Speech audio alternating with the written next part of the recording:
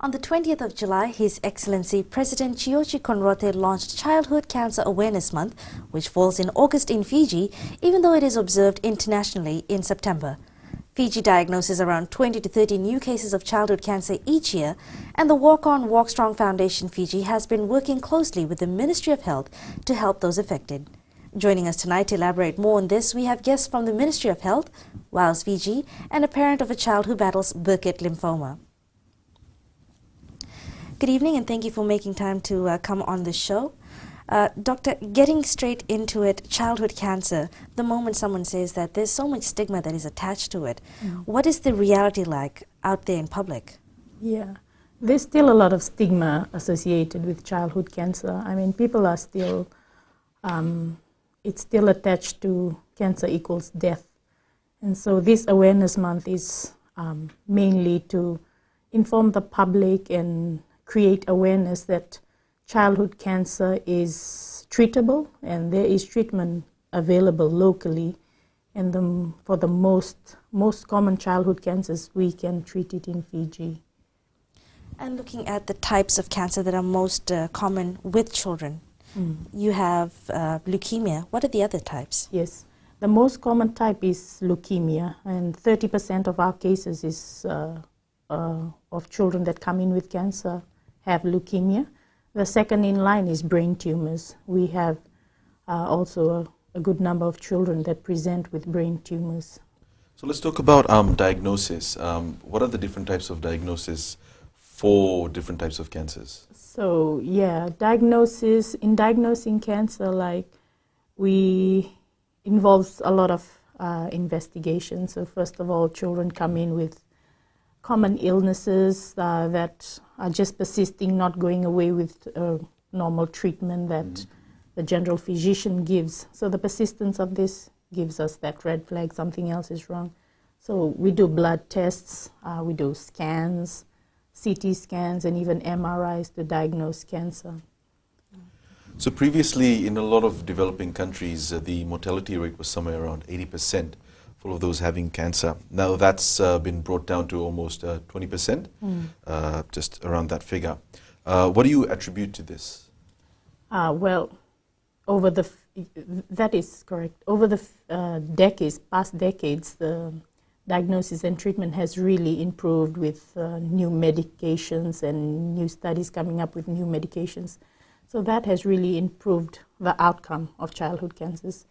And it's not just the cancer that we have to treat, it's all the other things also. So in terms of supportive care, has to be really good in treatment of cancers, because chemotherapy drugs are really strong medications, and it can affect other things also. So things like diet has to be really important, and we get on board our dietitians to be on board and to help out physiotherapy, even just the socio-economics support, and even emotional support and psychological support. Well, you've talked about diagnosis. Looking at treatment, how well equipped is the Fiji healthcare system? In Fiji, most of the childhood cancers that we treat, the drugs is available in Fiji for the most common type of cancer, like leukemia. We have all the medications, and it's free of charge. And how much of that does, not necessarily for those that are treated in Fiji, are there many cases where you have to send children overseas for treatment? For some of the cases that we feel that would greatly benefit from treatment overseas, we do send them abroad for treatment.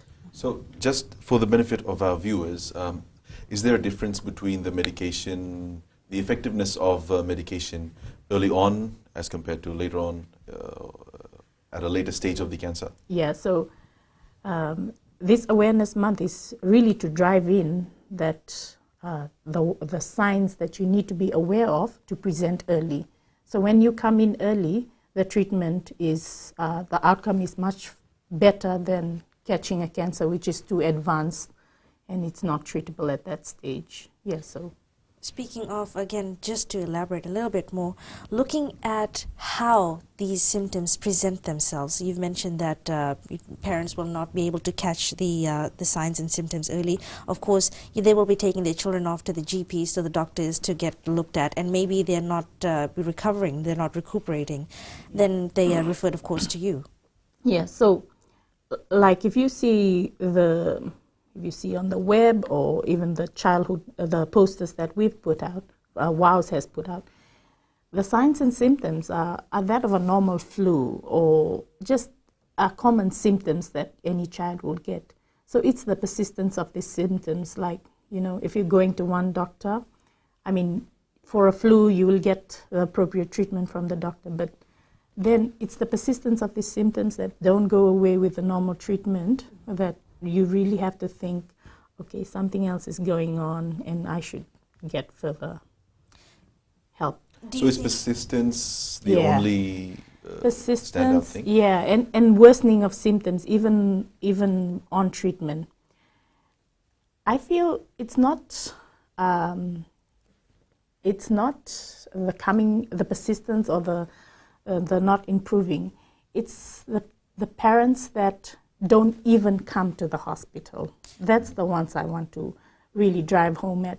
They are the ones that don't have the health-seeking behavior that I'm trying to get to come to the hospital. I see. And they'll stay at home. They'll try all sorts of things before they even come to the hospital. So those are the ones I really would speak to them to bring their children earlier in to be looked at. Do you happen to think that maybe the healthcare professionals in Fiji right now are the ones to, not necessarily to blame, but who also play a role? Because you may have a parent who has a child, they take them to the doctor and they get sent back home with having some sort of a sickness, and then they keep going back, and then twice or thrice they go there and there's nothing that happens, and then they just give up. Yeah, definitely. I mean, over the few years that we've been having this awareness, we've seen that many of these GPs are really on the ball and have picked up a few of our cases, and they're more aware of it. It's not something that's right down the list. Maybe, and that's why we're seeing more cases, because more of these GPs out there and even the general practitioners are picking up these cases. Well, you have a twinning program where you liaise with Christchurch, and we'd like to discuss more on that, but we'll be back with more after the break.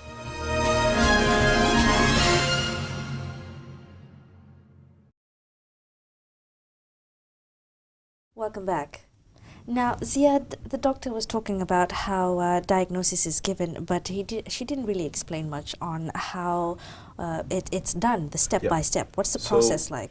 Yeah, we're interested in knowing the referral process. I mean, obviously a parent doesn't walk up to an oncologist and says, I suspect my child has cancer. So what steps are taken right from the outpatient doctor, the general practitioner, to the point where it reaches the oncologist? Yeah, so you get seen at your general practitioner, either at a private GP or at the health centers around Viti Levu, and then your doctor calls up our pediatric doctors in our unit and say, this child we think's got this.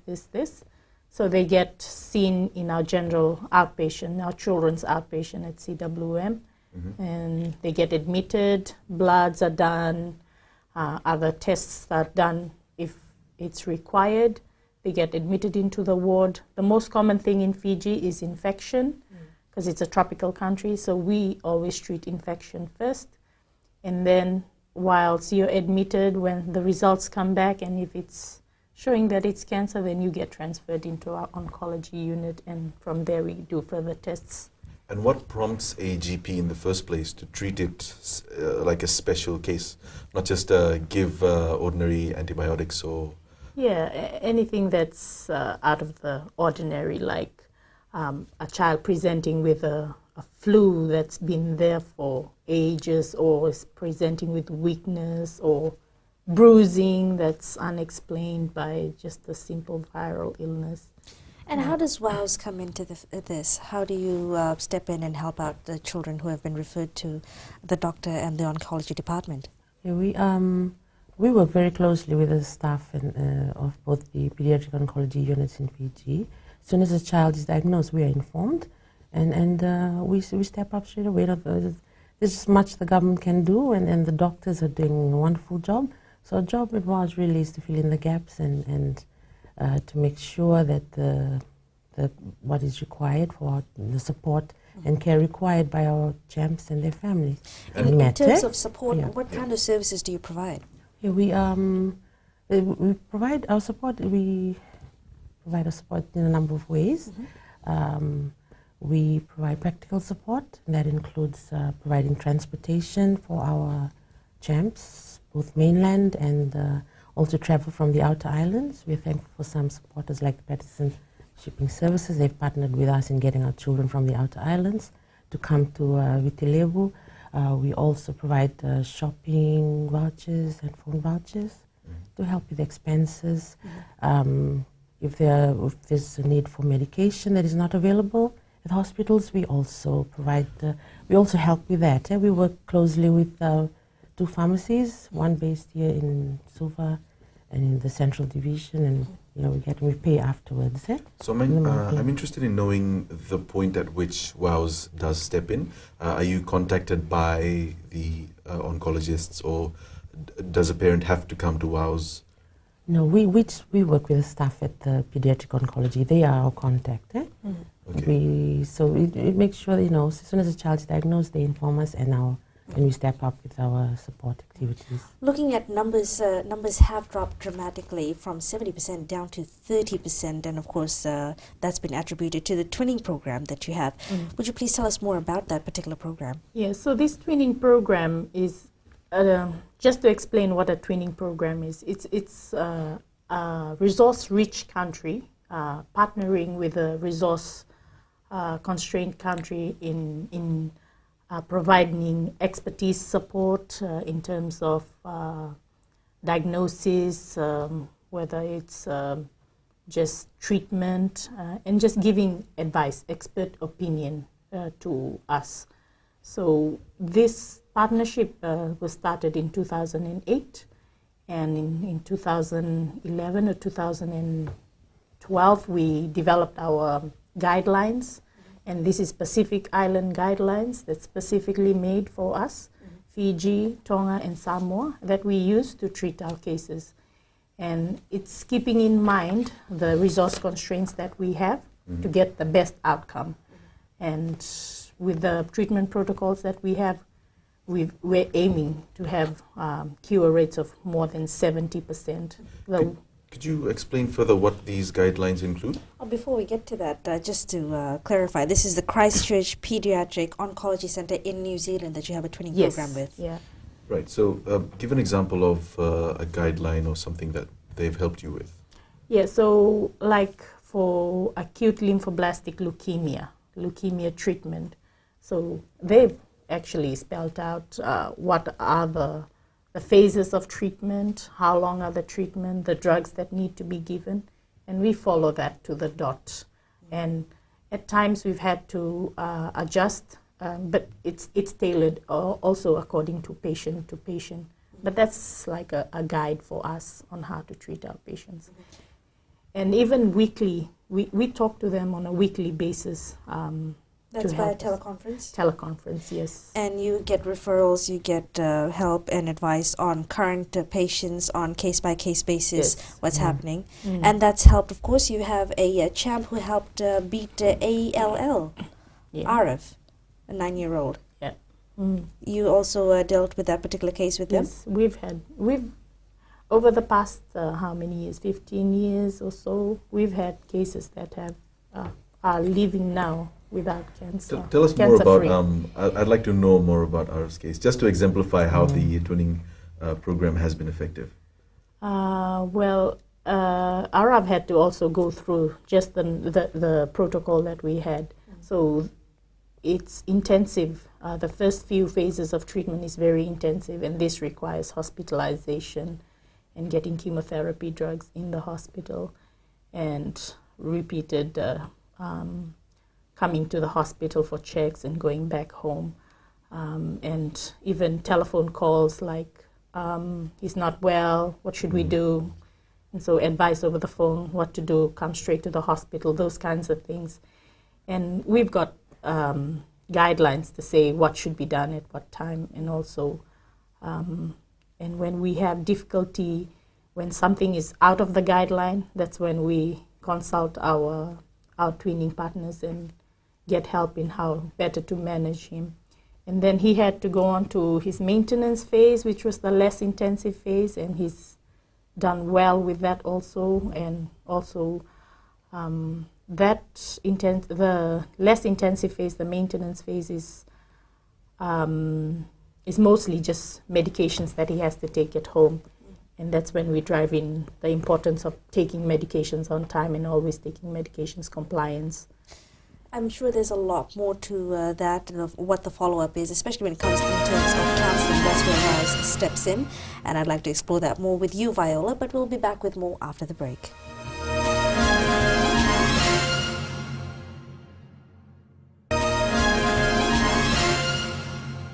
Welcome back.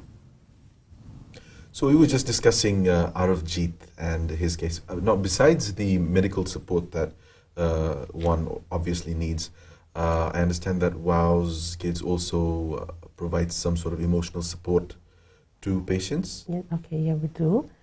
In the past segment, I was talking about some of the practical support that we offer. And we've also started offering psychosocial support activities for our parents. You know, because we recognize that it's a very traumatic experience for everyone involved. Everyone is, frightened, and probably the most stressful times in their lives. So we've come up with this new program to try and help our parents cope during, and also very importantly to after treatment. And we are thankful for trained professionals who have put up their hand to help us facilitate these sessions and workshops with our parents. Spiritual counseling, psychological counseling. We've also gotten, we're involved in wellness. We talk to our parents on, proper nutrition, and to help with what's happening in hospital. And it's important to eat the right kind of food and there are a few new services that WOW's Fiji is providing, but we'll touch on that in a bit. Just getting straight into the stigma that's attached with it. Of course, you provide psychosocial counseling, as you just said, but this is Fiji. It's a small community, and we still have instances where there's so much misinformation that's out there.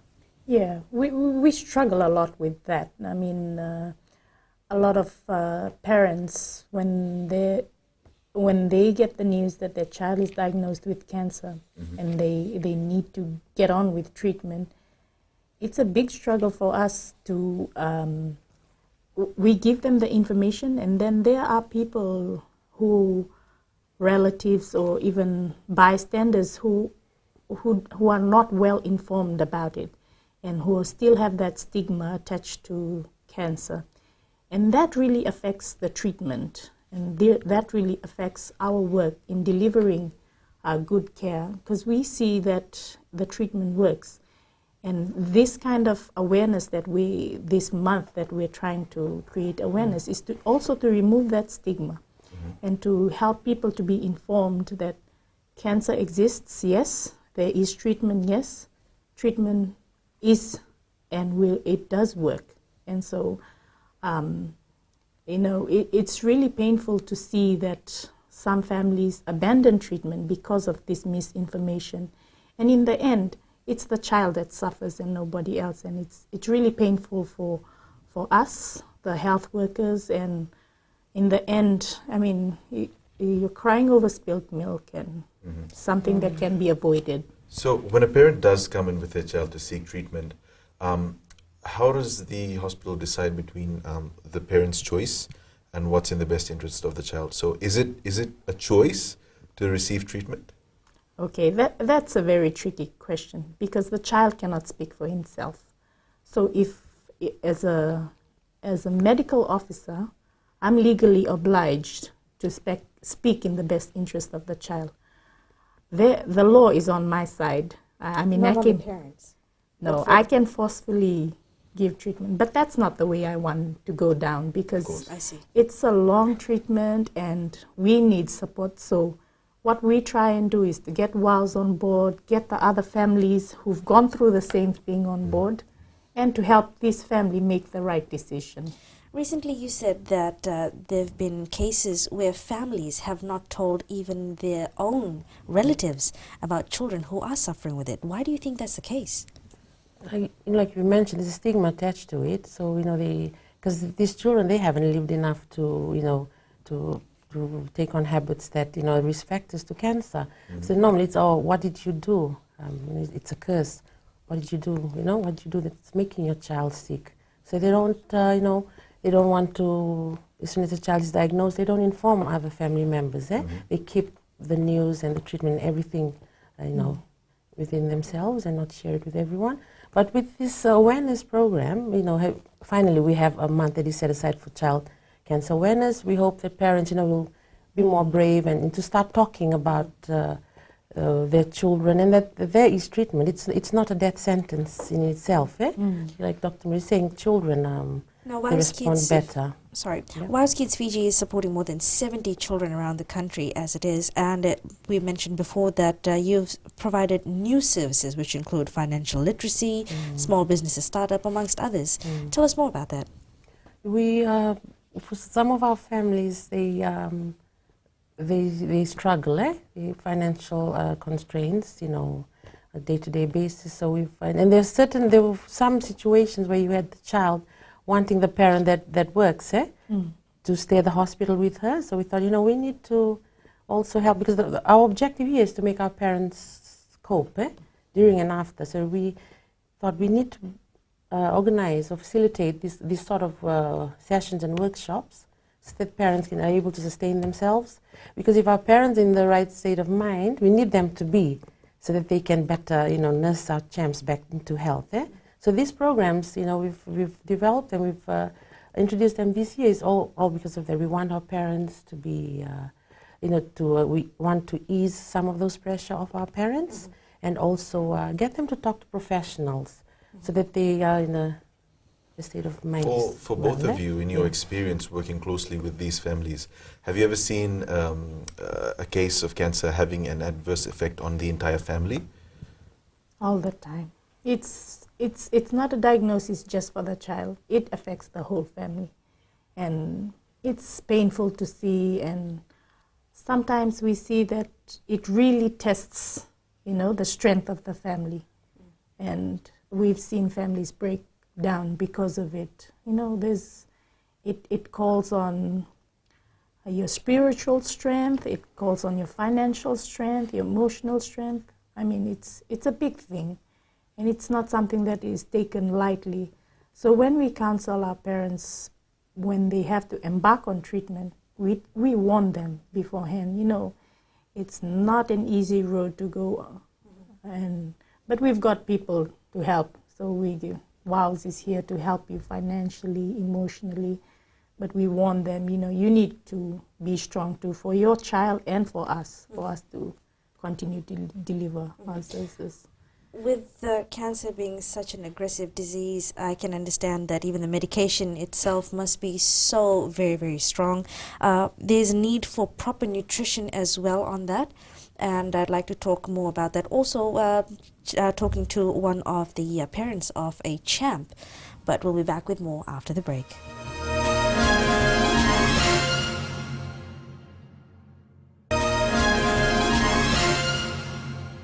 Welcome back. Now, we've got a father of a very brave 6-year-old, James Taito. Welcome to the show, Matthew. I know it must have been very, very difficult when you first got the news that your son had been diagnosed with Burkitt lymphoma. What was the process like? It's not an easy process going through what Taito go through after a series of visits to the hospital, and we were told that he's all right. But then the pain persists, and the duration and the intensity increases, and we still don't know what is going on until when he has to go through the CT scan and operation at that early age. It was very hard. We learned that there's something wrong that is causing the pain in his stomach and then we have to allow him to go through the operations. As a family, that was the other part of it. And then after the operation, when he was recovering, and then we were told that they need him to stay in the hospital because they were going through some series of tests, and they would like to confirm what was actually wrong. And that's when we come to oncologist, and we were informed that our little Tato has this cancer, Burkitt lymphoma, stage 3. It was hard. It was really hard to swallow that. We were just discussing with Dr. Tukama and Viola that when a child is diagnosed, it's not just the child, it's the whole family that will be affected. So what was the effect like on your family? Yeah, at that time there was so many things that were going around our head. Number one is the stigma and like how we always associate cancer. That was one. There's a fear there that we don't know what to expect. And secondly, with us parents, like we were hoping for the best for our kid, for our little champ, and then he has to go through this. So there's a lot of questions, there's a lot of soul searching for us as parents. What went wrong? Where does it went wrong? You must have done something. And the other part of it is like when we are told that the duration of the treatment and the protocol that he has to go through, like how long will this be?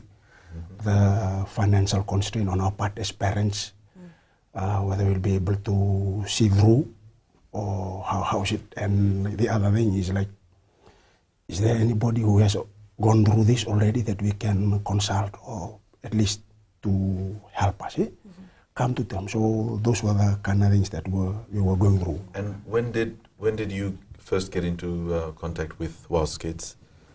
Yeah, when he was admitted to oncology, and the nurses and the doctors, they informed us, hey, there's a group here, WOW's, and they do support parents, they do support children.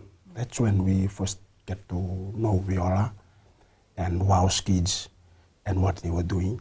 And we were so thankful, and in the process, Viola helped us to hook us up with a parent, a girl that has also gone through the same treatment like my son. And we asked, please, can you let them come in so we can ask a few questions that we had? So they help us with that as well. And after listening to their stories and seeing the marks on the kid, the surgery and the medication, the protocols, we were thankful that WOW's stepped in to help us with that, learning about the various facilities and the offerings that they have. But apart from that, the parents to come along and share their testimonies with us. We were so thankful for WOW's and the help. Well, this is a wonderful thing that WOW's is doing right now. It's 10 years that WOW's is celebrating in Fiji, not only helping out the champs themselves and the parents, but also facilitating a network where both parents and children feel safe and they're able to communicate. How has this been so far?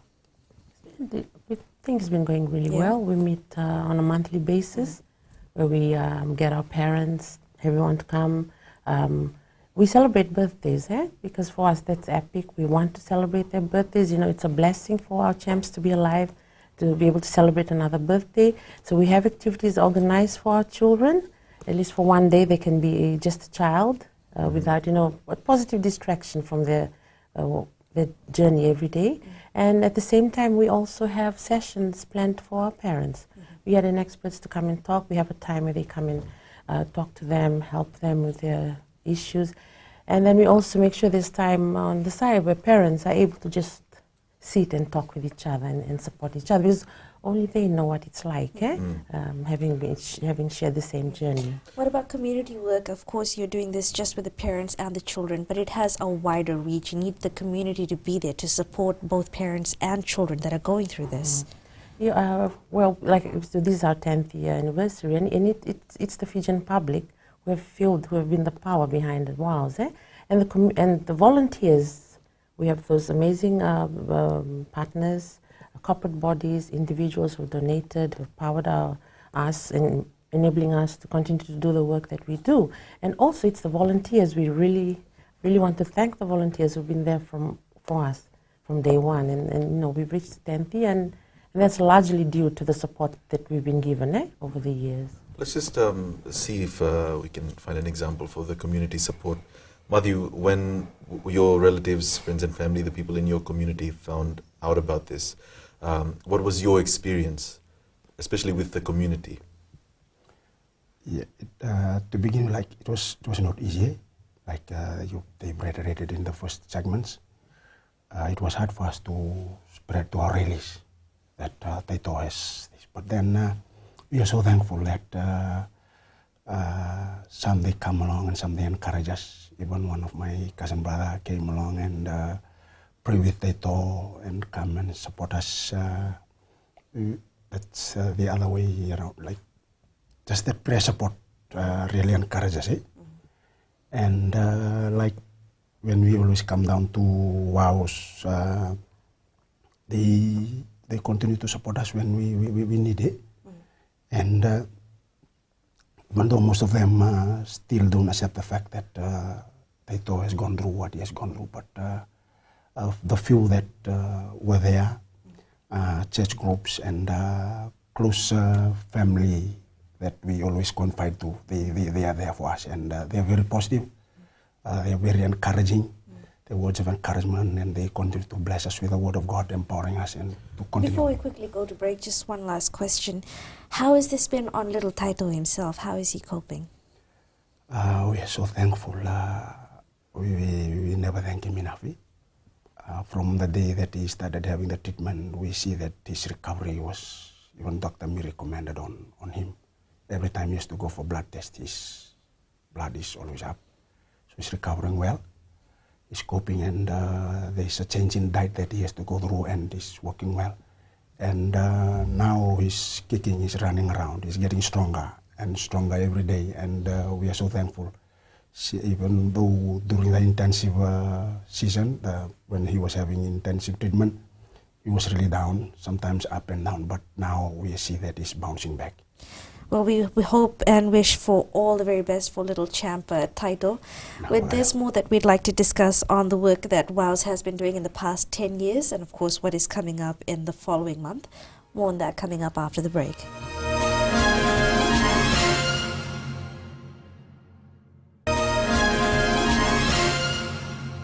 Welcome back.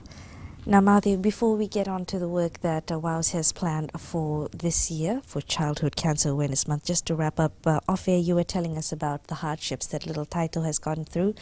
Of course, with all the progress that he's made so far, there have been a few things that he's struggled with. Could you tell us more about that?